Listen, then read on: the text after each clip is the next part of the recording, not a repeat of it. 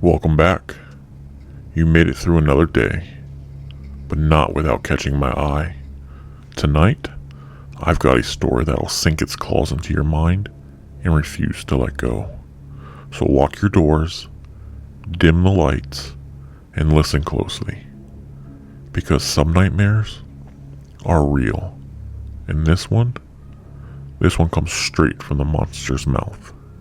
If you're brave enough to stay in the dark with me, go ahead and like the video. Leave a comment with your last breath. And hit subscribe so I know where to find you next.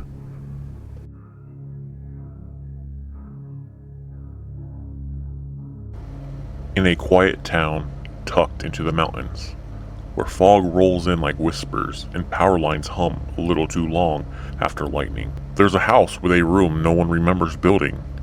It wasn't on the blueprints, wasn't mentioned in the sale, but it's there. Sam and Lena, a young couple looking for a fresh start, bought the house in early spring. It had a generous garden and a view of the woods, but within a week they noticed something strange. A door in the hallway at the end of the second floor. Neither of them remember seeing it during the open house or inspection. Maybe it was just closed before, Sam shrugged, jiggling the brass knob. It turned freely, but the door wouldn't open. The next morning, it was wide open. Inside was a small square room. No windows, just peeling floral wallpaper. A small wooden chair and an old black and white TV sitting on the floor. Its antenna shaped like a crooked insect leg.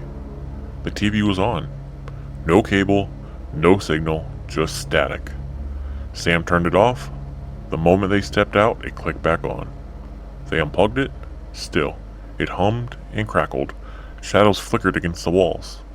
Lena insisted they tape the door shut. For a few days, things were quiet. Then came the knocking. At 3:03 a.m. sharp. 3 soft knocks, like bone on wood. Not urgent, just patient.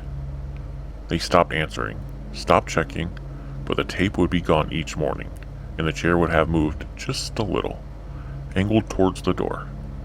One night Sam left the camera rolling. The footage showed nothing at first, just static on screen.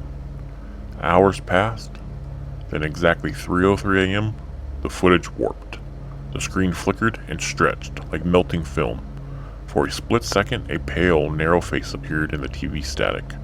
Its eyes were pin-pricked, the mouth open impossibly wide. The chair scraped closer to the lens. The file corrupted after that. They tried to destroy the TV, took it to the dump, smashed it with a sledgehammer. The next day it was back in the room, working, static whispering. "You should sit," it said. That night Lena wasn't in bed. Sam found the door open. The chair was facing the TV. She was sitting, eyes vacant, smiling slightly, her body completely still. Sam screamed, shook her head, tried to pull her up.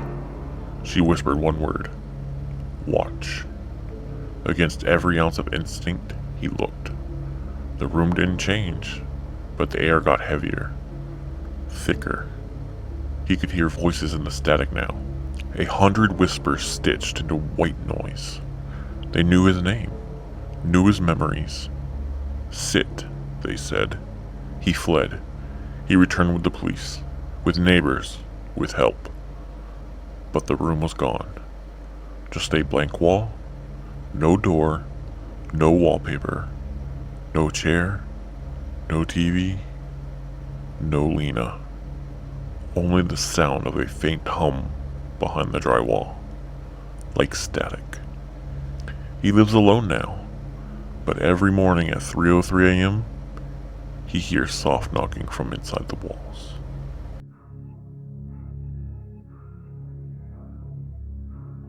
You made it to the end. Impressive. Most don't get that luxury. But don't breathe easy just yet. Survival isn't the same as escape. I remember faces, and yours is burned into my mind now.